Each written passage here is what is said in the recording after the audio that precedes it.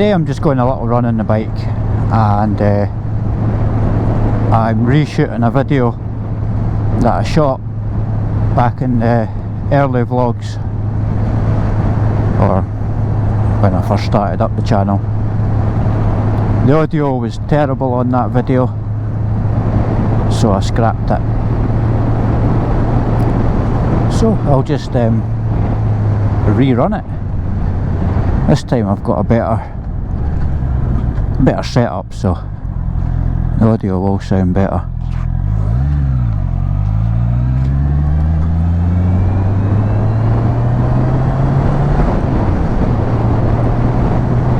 So we're now into August, and I've had the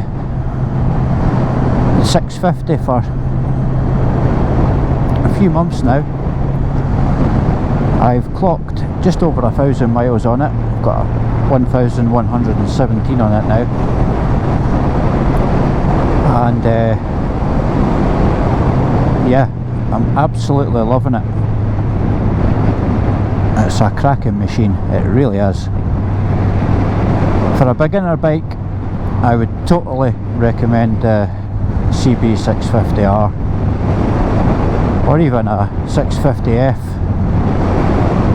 if your budget's a little on the tight side. I believe the 650F's more or less the same as the 650R,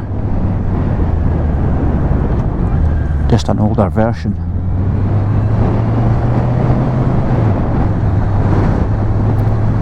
So this is a 2022 CB650R, and this is like the second version of the 650R. Made some tweaks to the 2021 model, which is what this one is, and I think it was more or less just for emissions, to make it Euro 5 compliant.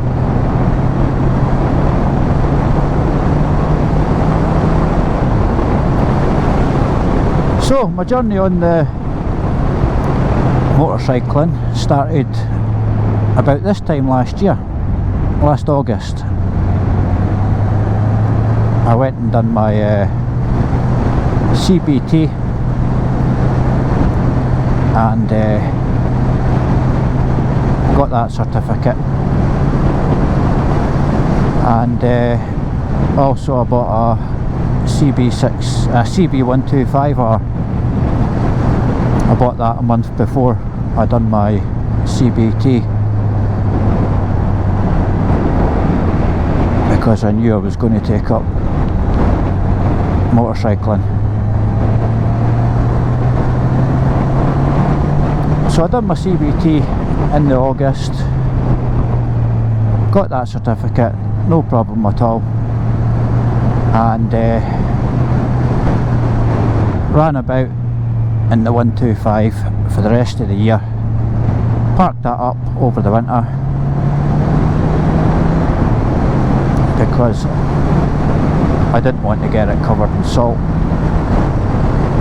and ruin it, because I knew that bike was only a temporary thing, and I wanted to keep as much value in the bike as possible, because I knew I was going to be selling it in approximately a year's time, when I moved up to do my DAS, my direct access as it's called here in the UK.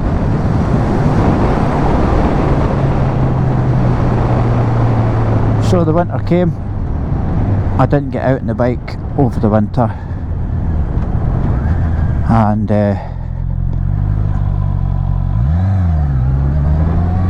in the March I sat my theory test. Now I went to try and get a theory test after I passed my CBT, but we were still in the middle of the pandemic, and there was virtually no test dates available in Scotland. Some guys did go down south to do their CBT, to do their theory test, but I wasn't willing to travel. I didn't see the point. Plus we were coming into winter, and I just thought that it would be a waste of time and money. So Christmas came, Christmas went, and in the January I jumped back onto the website and booked a theory test for the March. So once I booked the test, I bought a CD-ROM off eBay. It was about £13 or what have you, and that was the more or less the real test. So I practiced on that. I wasn't too bothered about the highway code. That I deal with every day at work, so the rules of the road, I was fine with that. The only thing that did stir me a little was hazard perception. Now I'm an experienced driver. I've been driving cars for almost 30 years, and I've been driving HGVs and PSVs for 25 years. So I would like to think that I'm a half decent driver, but I found the hazard perception test a little bit hard, because I was spotting hazards, or what I would deem to be a hazard, a little bit too early, and things that I didn't deem a hazard, I'd get marked down on that for not clicking the button. So after speaking to a few people, a couple of my mates are driving instructors, explained the situation to them, and they just says, look, put yourself in the position of a total newbie, basically click on everything that you see. So I done that on the practice sessions, and after taking their advice, I was actually passing all the hazard perception. So I practiced for the next couple of months, and in the March I went away, done the theory test, and passed that. So on the way home, after passing the theory test, I popped into the motorcycle training facility where I done the CBT, and booked my direct access for the following month, and just paid for it there and then. So come the April, done my week's worth of lessons, sat the Mod 1, which is your manual handling, hazard avoidance, figure 8 and all that stuff. Sat that and passed that, so I was quite happy with that. Then I had to wait another week before I could do my lessons again for the Mod 2. So I went back to work for a week, and then the following week after that, I done my Mod 2 lessons, which was all road stuff.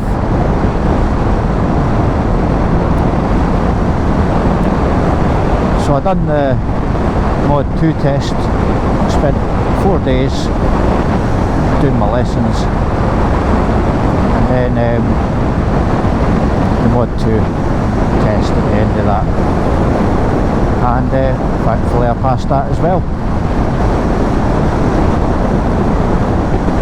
So I was really happy at that.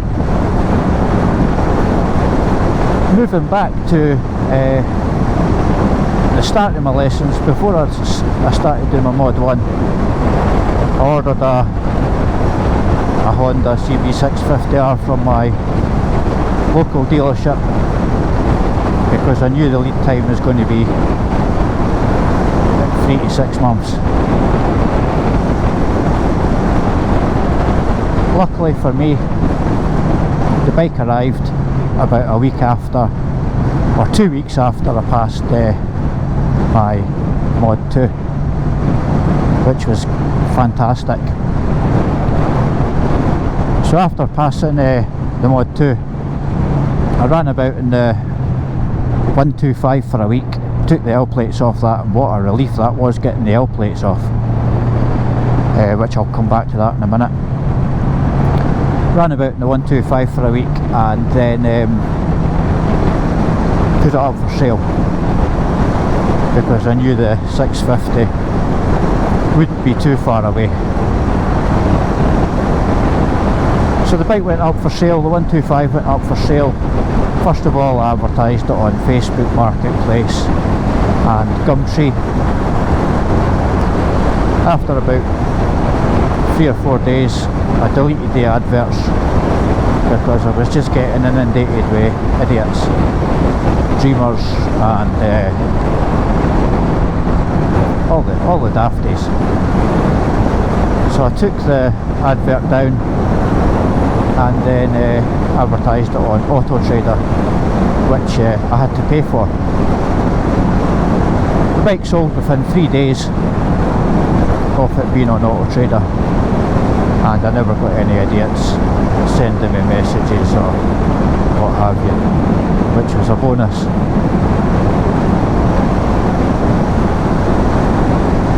So that was that. So I was without a bike for about a week, and then I got a call from the dealership to say that the 650 was ready and I'd be able to go in and collect it, which was an absolute bonus.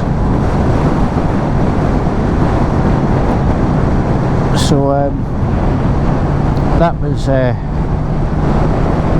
my story up to now. So it's almost a year now from starting my journey to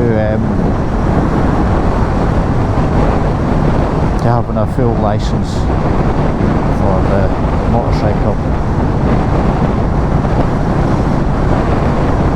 Prior to purchasing the bike, or after I ordered it, I started buying little bits and pieces for it, which I'll go over later in the video what I've done. So I'll let you see what bits and pieces that I've added to the bike. And when the bike came, I spent the next week or so every night after work just fitting the little bits and bobs to the bike that I'd been purchasing on the lead up to getting it. So this little road that I'm on, it's the A70, commonly known by locals as the Lang Wang.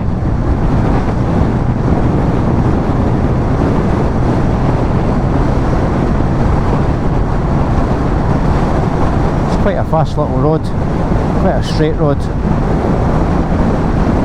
but obviously today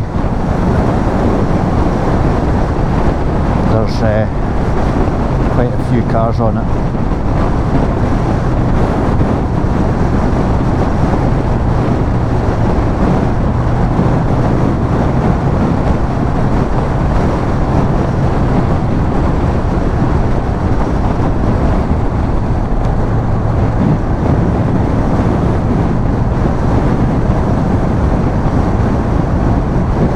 This little lay-by up here on the left, just there, I took my two Austin A60 Cambridges I had at the time. My mate drove one, I drove the other, and I done a little photo shoot there. I no longer have the cars, so I sold them about 12, 13 years ago. Fantastic cars. They never once let me down.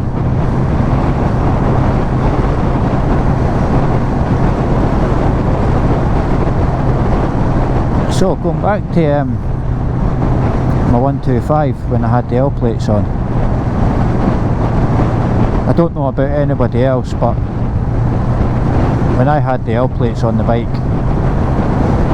I felt that I was a target. I felt like I had a target on my back, and other drivers like car drivers and van drivers and what have you,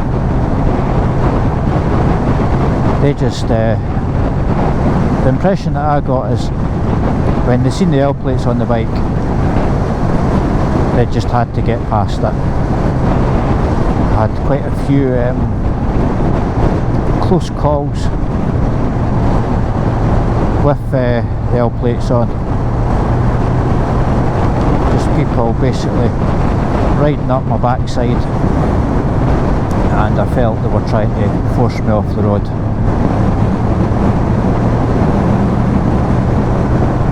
I don't know if this is a countrywide issue, but certainly that was my experience. However, I found that when I was driving in the city, Edinburgh, that's my local city, the drivers were a little bit more, or not a little bit more, but a lot more courteous, shall we say, to learner motorcyclists. It's probably because in Edinburgh there's hundreds of them. You've got all these delivery guys and what have you, delivering all the pizzas and fast food and all that. But I did find city drivers a lot more courteous than out here in the country. And as soon as I got the L plates off the bike, even on the 125, I felt a total change in attitude from drivers. They didn't try and race me or force me off the road, or even come right up my backside. So I kind of figured that it's an L plate issue, and that must annoy them. They must think that if you've got an L plate on your vehicle, whether it's a car or a bike or what have you, that you're going to cause them an issue, you're going to slow them down or what have you. But like I say, as soon as I got the L plates off the bike, boom,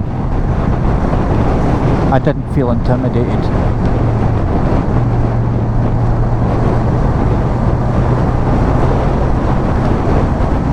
And also with getting rid of the L plates, I felt more confident in myself.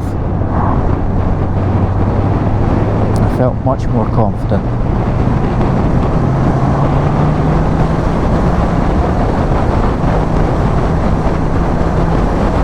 So that's my L plate story.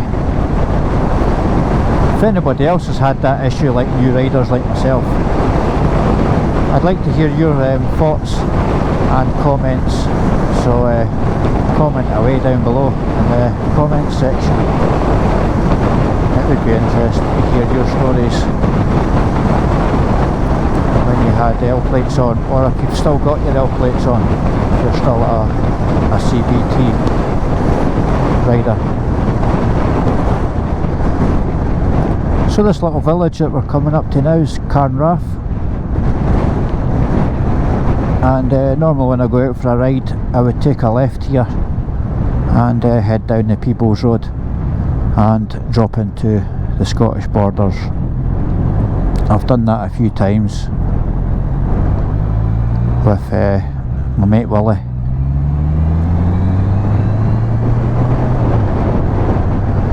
And it's a really nice run.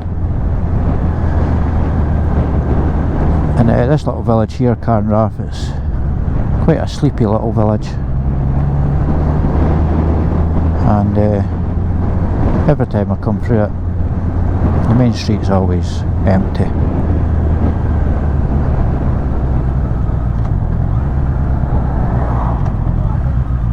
So there's not a lot happening here, so I think we'll get some tunes on.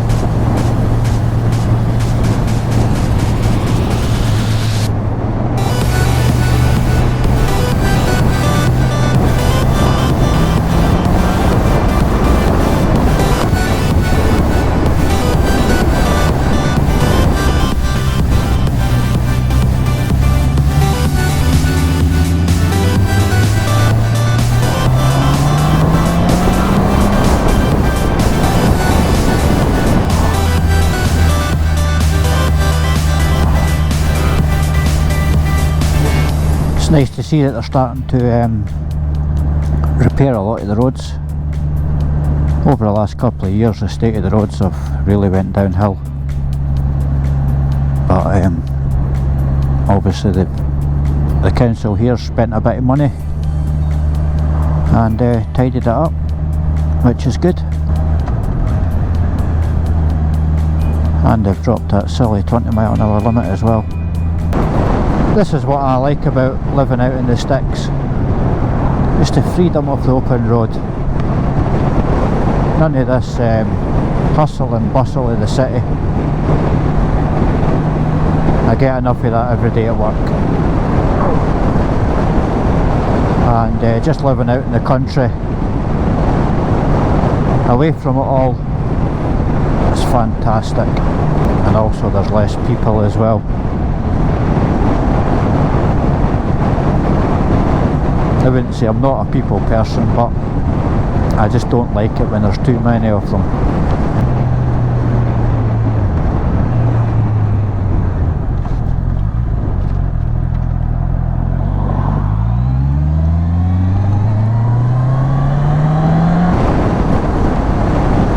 Way up there in the distance, I very much doubt you'll be able to see it on the GoPro. You can see the 3 towers for the Queensferry crossing.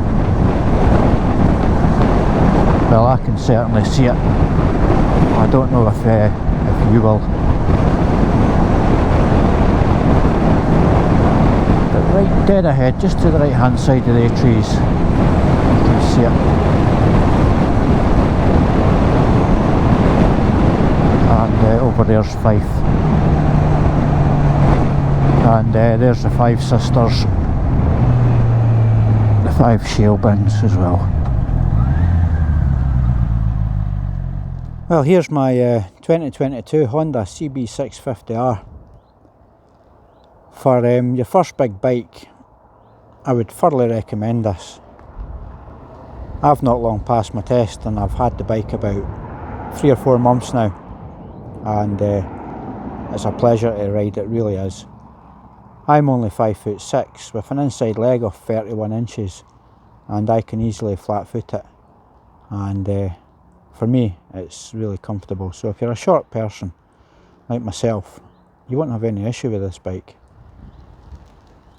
Some of the little mods that I've done to it since I've bought it include fitting these handguards to it. These are just cheap handguards that I got from eBay. I think they're giveaway knockoffs, to be honest. The jury is still out on them. However, the first ride that I've done with them, they do feel quite comfortable and they do keep the wind off your hands. So that's a bit of a bonus. So they may stay on. I've also fitted a Kappa windshield to it, and that's mainly just to stop the bugs getting stuck in behind the LCD screen there, and I think it just gives the bike a little finishing touch at the front there. I've still got a headlight protector to fit to it. I'm waiting on that coming. Again, that's just a cheap headlight protector that I've bought on eBay. That was about £13, and it'll save the headlight getting scratched, and if a stone does come up and break the headlight protector, it's less expensive to replace that than replace the headlight unit itself. A few other bits I've done to it is I've fitted a Pyramid Plastics fender extender to the front there, and also an R&G radiator guard. So hopefully between the combination of the two, it'll stop the radiator from getting damaged by stones.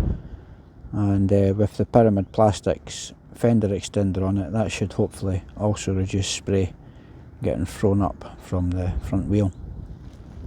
I've also fitted a set of frame sliders to it. Again, they're R&G, and that should hopefully prevent more damage to the bike should it topple over or I come off it. So that's what I've fitted there. I've also fitted heated grips to it. They're Oxford heated grips, and they're fantastic. You can't have them at full temperature, your hands would just catch fire. So they're really good. And I've also fitted an Ultimate Add-ons phone holder to it with the universal large case. I'm not a fan of having phones on your handlebars when you're riding, but it will come in handy when I do need to use it for the sat-nav. I've also fitted a screen protector to the LCD dash, so that should stop that from getting chipped and scratched and what have you.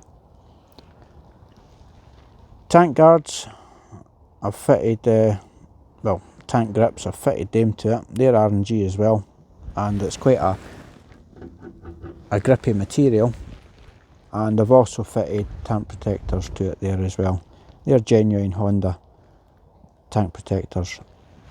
Moving down to the side stand, I've fitted a little R&G side stand shoe to it, and that'll help it obviously on softer ground. It does affect the tilt angle slightly on the bike, but it is still quite secure. Moving on to the back, I've fitted a rear hugger to it. Again, that's a Pyramid Plastics rear hugger to it. I was contemplating taking the tail tidy off it, but I quite like that tail tidy, so that will be staying on at the moment. It probably will stay on. This is an updated bike, so it's got the metal frame for the tail tidy, and it does stop a lot of splashback coming up on your back, so for the moment I'll certainly be keeping that on it. So that's my bike there. I've done just over 1,000 miles on it, and it's a pleasure to ride, and I think it looks really good, especially in the jeans metallic blue, or jeans matte blue I should say for that one. The gold engine, the gold wheels and the gold forks, they really set the bike off as well. So that's the bike there, and I think it's time for lunch, so I'm going to head back home now and grab a bite to eat.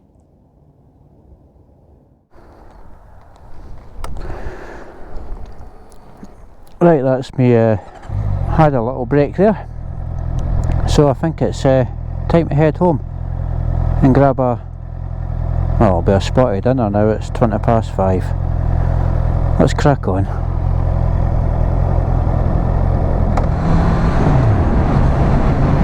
So that was quite a nice run out today.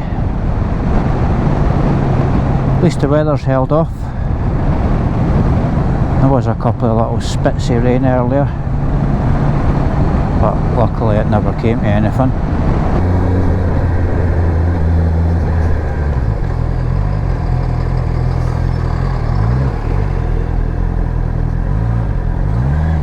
Cheers, Tony!